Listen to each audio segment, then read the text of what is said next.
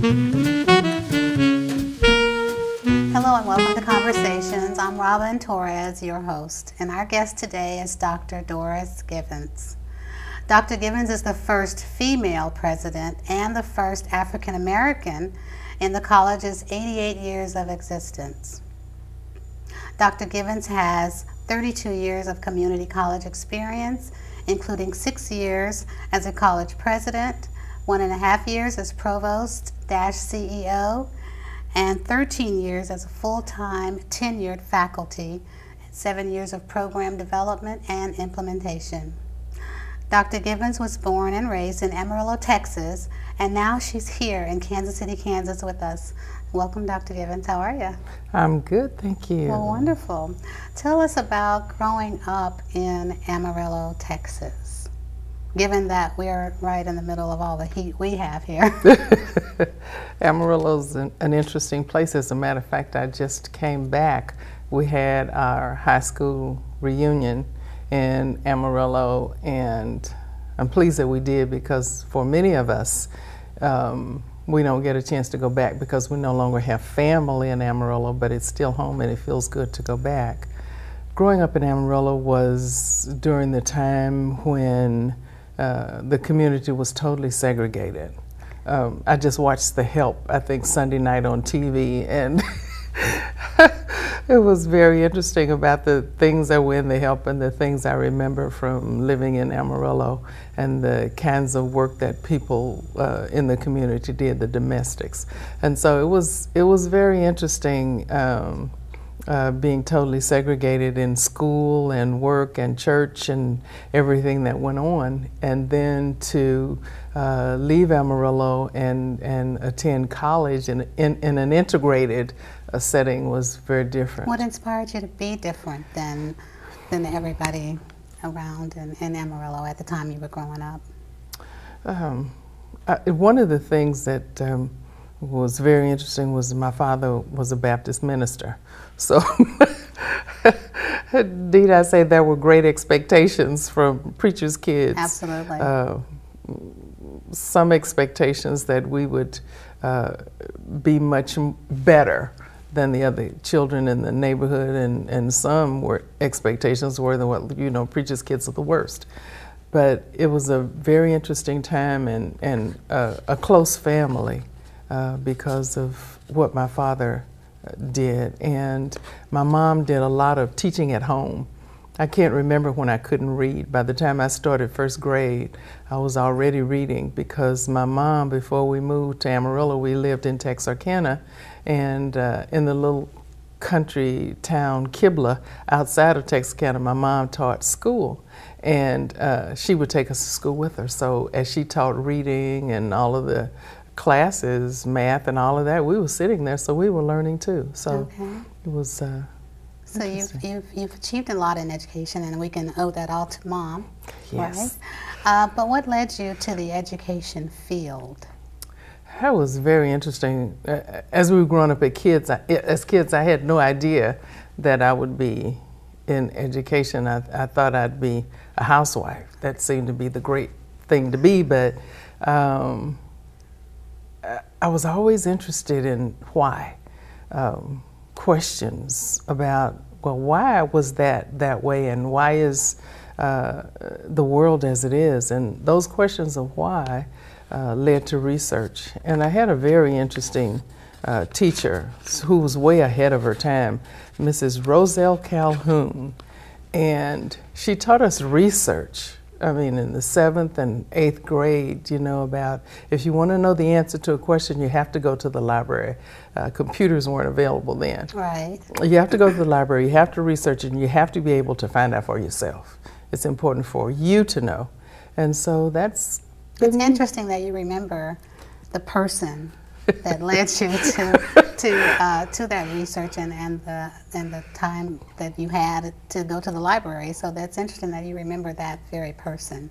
Yes, because throughout my career I've had to do research, and it was because she insisted that I do research, and not only research but memorize many of the poems that I had to learn for her class. I still remember, and in speaking sometimes I'll break out into one of those poems because it fits whatever the topic is that I'm discussing. Is research still as important today as it was when you were in school?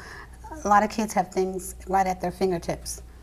And going to the library, I don't know if that's such a big thing anymore because they've got their cell phones, they've got computers, they've got iPods, iPads, everything. So, but doing research obviously was very important. Well, I still do research, but I do it on the iPod, the iPad. Okay, you do it computer. now. Yes, the library. You know, still for some things, it's important to go to the library. I check out audio books from the library and those kinds of things. But for most things, I can find out on my computer, and the research is different because I can just put in a few words, and it'll lead me to many different sites where I can find out information about whatever it is I'm looking for. So I still do that. So, so education, highly important to you. Very important. And research and education, people want to know how many, when, where, why, how. All of the questions that were asked back then, it's not enough to just say, I think or I believe. It's important to say, I believe this, and it's supported by the data. People want to know how I know in giving a speech. And I think it's important to back that up. So at the college, I'm asking a lot of questions about why and how did that happen and why do we continue to do it. And the data is there, and I'm able to get it out and to use it when I speak around in the community. Okay. You started teaching in San Diego, at San Diego City Community College. What took you from Amarillo to San Diego? How did that transition happen? Well, I was married to a man who was in the military, and so we traveled a lot and ended up in San Diego. And I've only been there once, and it's very nice. It's a beautiful place. Getting really overcrowded now, you know, as many big cities are, but the climate is just absolutely wonderful. What courses did you start teaching? I taught psychology and sociology. In the beginning, I taught primarily in the Black Studies department, but as I taught and the college began offering courses, many more courses and degrees on the military installations, then I began to venture out and teach at those sites. Very interesting because I wanted to do something different, to expand my experience and to get into the minds and the education process for those men and women in the military. And it proved to be a great period of growth, not only for them, but also for me. Okay. We're going to pick up with that again when we get back from break, and we'll be right back. We'll be right back with Conversations and Dr. Doris Givens.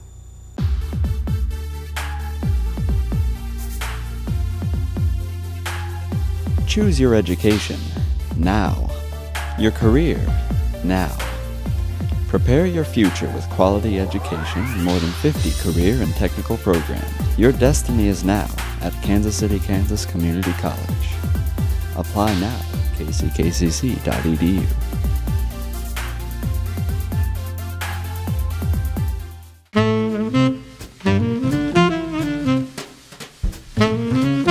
Welcome back to Conversations, and I am Robin Torres here with Dr. Doris Givens, president of Kansas City, Kansas Community College.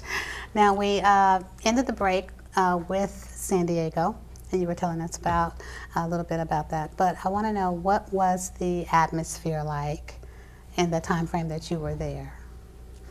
The atmosphere at the college was in transition. It was late 1970s, and the change in the department during that time was to create a department where as many courses as possible from all of the their academic programs and areas could be offered from the Black perspective, including math and science and all of those.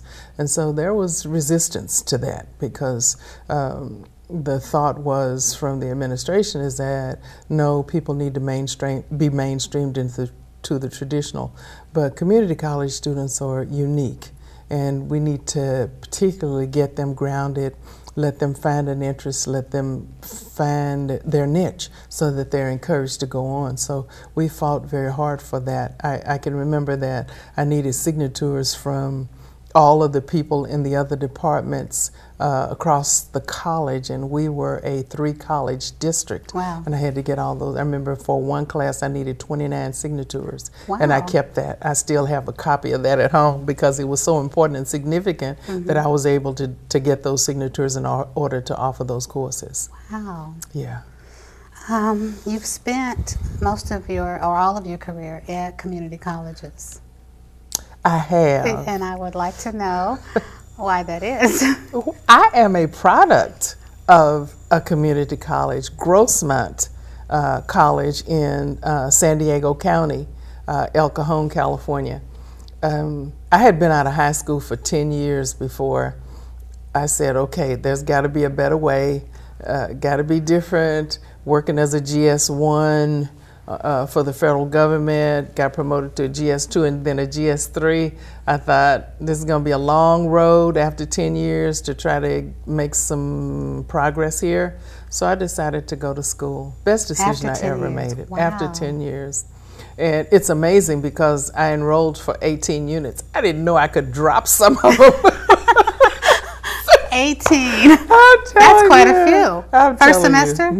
Wow. Yeah, it was crazy. But I was able to do it, and they were fun courses. And I met a person who's become a lifelong friend, Dr. Dorothy Smith, who just kind of took me under her wing and said, you know, you can do this. And she's been supportive for all these years. Anything significant that happened in my life, she's been there for it.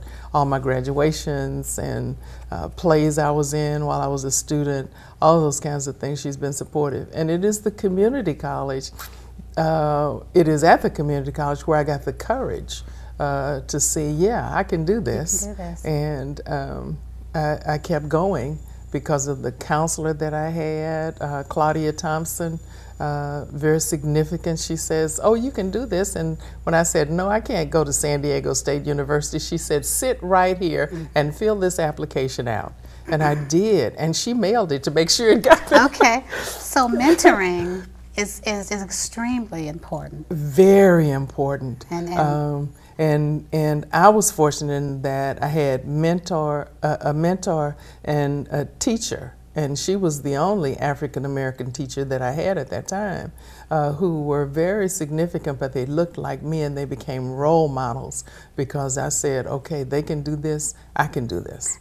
Is that really, I mean, in your honest opinion, very, very important to have people who look like us in those kind of fields that can push us to It is important believe. that we have those, and it is equally important that we have people that are different from us, Yes. so that we can learn to work with, to get along with, to be collaborative, to understand other groups. So it is a both and. We need both. Right. And I think it's been very important. It just happened that I was fortunate enough to have support from people from those two people who looked like me, and I was able to also work with the teachers and the counselors who were very different from me. Okay.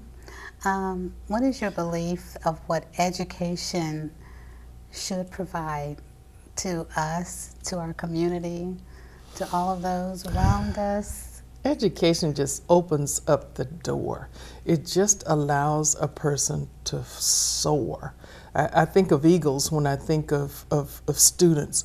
When they come in, they're kind of scared. And if you know the story of how the mother eagle just pushes those babies out of the nest after a while. That's the way I see community colleges. We bring them in, we we have small classes, we have faculty and staff who are supportive, and we take care of them. We teach them what they need to know, how to read a catalog, how to manipulate or go through the system. And then we say, okay, time to go. You have your 60 units, okay, you're out of here. I don't want to go. No, you're going because you're now ready. And these are the places you should apply because this is your major. So then we allow them to fly. Okay. And so I think that's the job of community college, and it certainly worked well for me. It has. What kind of changes have you seen since being in San Diego, starting your first job at the San Diego City College? What kind of changes in education have you seen throughout the years? We've been cyclical. A lot of things go and come again and again, but I think the major... Cyclical, okay. I like that. Yeah, many things go around Right. and come around again. One of the major things, though, that I've seen is the transition and the focus from teaching to learning. We want to measure learning, which is much different from teaching. Yeah, teaching, and then the expectation is I'll give somebody a test and they'll regurgitate it on the test, and I don't know whether they memorized the night before or whatever. But now we want to know that students are learning, and so the measuring of that and the understanding of that, and taking into account the learning styles of students, and using all of the technology that's available creates a very different learning environment rather than the old school picture of the Right. teacher standing in front of the classroom lecturing at the student and the student saying, oh, that's the person who knows everything. But now we understand that we have to change the way we impart knowledge to the students and the way they have to learn it in order to function with it after the class is over. How do we know when we've been successful? That's very difficult because I think of myself as in process, in a growth process, in a growth spurt. My career path has been different because I've done interim positions as president rather than having a long tenure as a full-time president at a specific college. When I went to Spokane for 3 years as a president at Spokane Community College, that was a full-time position. But then because of some family issues, I needed to get back to California. And in coming back into California, I took interim positions for 2 years at LA City College as interim president, then 1 year at West LA College as interim president, and then 2 years at Compton Community College, which was very interesting because I'd been at Compton about a week and they lost their accreditation. I think that's the first community college probably in the country that's lost its accreditation. Wow. So now they're subsumed under another college in LA area, and from there I went to Bakersfield. Okay. As the interim vice chancellor of educational services, Okay. and then here as president. Okay. So I've had an interesting route, and I've seen so many different institutions, and I'm able from all those experiences to group that together and somehow be able to have a real deep understanding of what it is we have to do as administrators and how it must be collaborative, Yes. how we must work with the people within the institutions to make sure that we get people on board. And that's a challenge too, because they are long-term products of whatever the institution Right. has been, whatever the focus of the institution has been for all those many years. And then I'm the new person coming in asking, why? It's like, because we've always done it. Or you mean there's another way to do it? So they're just challenges, but I love that challenge. That's good. And I think the more we are challenged, the better the opportunities we create for our students. What led you, or what kind of transition did you go through from professor to administrator? I guess the real thing that led me into administration was becoming department chair, and I was department chair for 7 years. And when I came into the college, one of the things I saw early on was that we had students that everybody on campus knew. And I had to know why everybody knew these students, and it was because they had so many units. They'd been around for years, and they were just taking classes. What they were not doing was graduating and moving on. Oh. And so when I began to say, if you're going to take a class from me, I need to see your educational plan on the first day. I need to know how you plan to graduate and move on, which was something very new because the students then had to go see a counselor. They had to find out how close they were to graduation, what classes counted. Then their education began to take on some form so that they were able to see where they were and think, oh, I can graduate. Yeah, you don't just take classes. Right. The goal is to graduate, Right. to move on, to transfer, to be able to have a skill that's verifiable, you know, so you can say, yeah, here's my certificate, I can weld or whatever it is, but you have to have a goal. It's not to just go to school forever.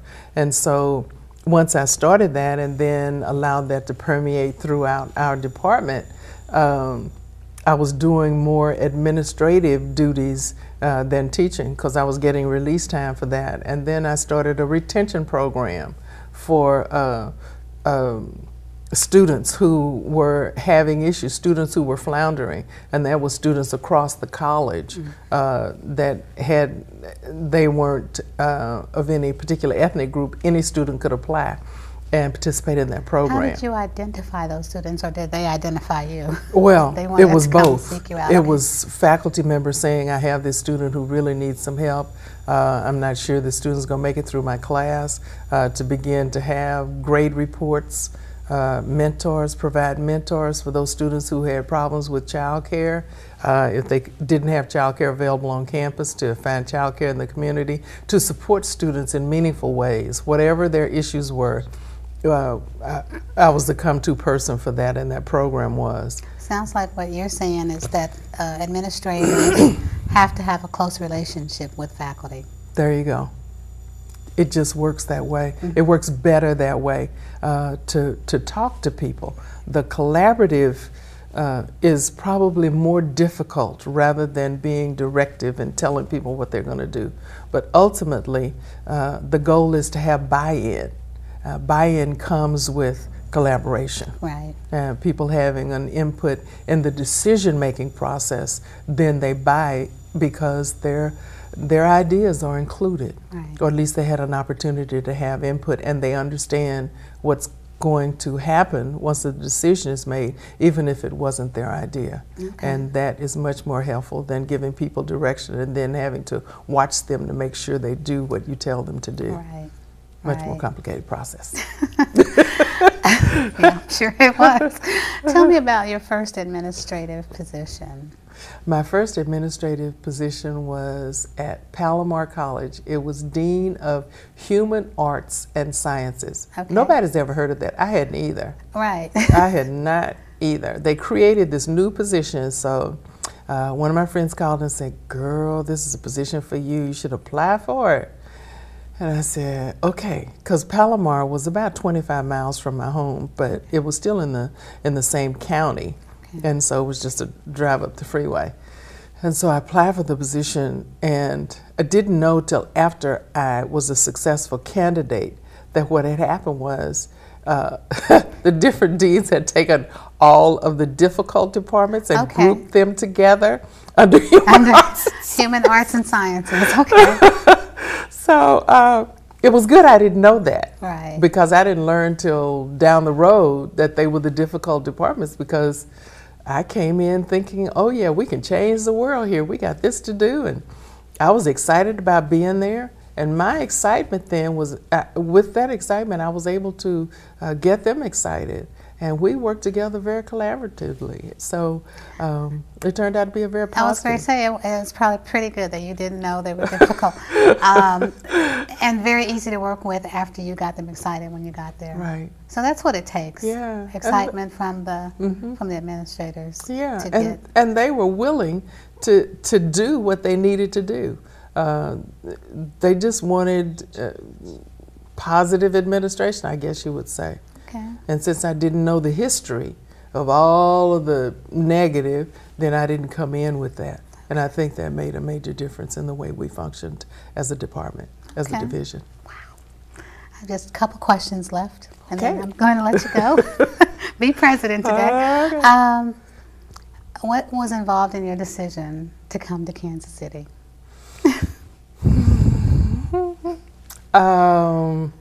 I mean, I'm sure we have beautiful weather, beautiful people, beautiful community. What else? What really happened is I came before to a women's conference that you had. And I just fell in love with the people. Okay. The people that I met during that conference, it was women presidents were invited. And I was a part of that group, and just the way I was received, the breakout group, the breakout session, the group of people that came to that session, I just thought, oh boy, that would be a great place to go someday, you know. And then I thought, no, probably better stay in California and get that retirement out of the way, you know, and all that. But I just remembered that, and when the position became available, and I got a call, I said, oh yeah. At first I said, nah, and then I thought, well, it was a great place. Right. Why not? And so I'm glad I did. It was a good decision. Well, we're very It's a good lucky school. to have you. Very lucky to have you here, Kansas City. Last question, and this is something just about you personally. What do you like to do when you're not being president of Kansas City, Kansas Community College? Interesting. I like to listen to audiobooks. Okay. I do that. I keep one in the car as I'm driving around. I'm listening to a book, and people see me sitting in my car, and they're wondering why I don't get out of my car. Well, I'm trying to get to a point in the book where I can turn the reading, Right. so I can turn it off and get out of the car. So I love audiobooks because I just keep a book going. And the other thing is I like playing the piano. I don't like for other people to listen to me play the piano, but I like to play it. Just kind of relaxes me and loosens up my energy, and it's just a wonderful thing to do.